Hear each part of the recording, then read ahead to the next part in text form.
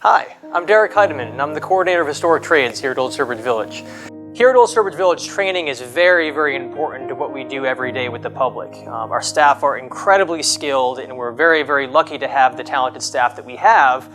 And a lot of that talent comes from, of course, their own abilities, but also the training that we do in-house. So for decades now, we've been doing all sorts of trainings, doing research, the rest, to make sure that our staff are as current with research as possible, and they can then bring that forward to our visitors to make sure that they're getting that current knowledge as well, so we're staying on the cutting edge.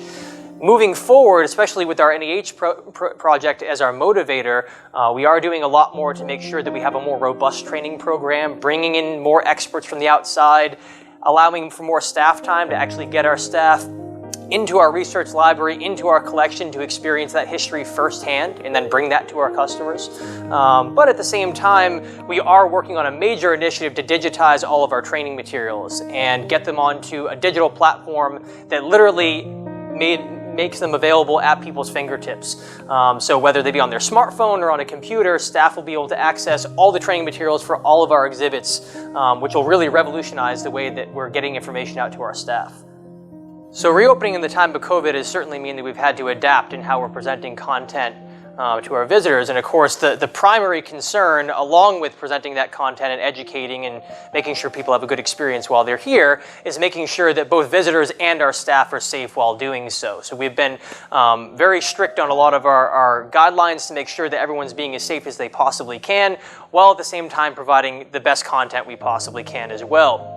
So a lot of that has meant moving outside during the warmer months and even getting into the colder months too.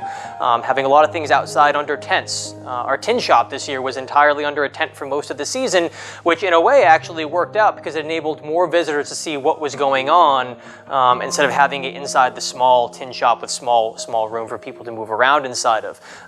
Doing other activities outside, like over at our Fitch House, we were doing laundry and showing the washing outside under tents, while inside in the kitchen they had it set up with a vignette as if someone had just walked away from ironing clothing to show the complete process.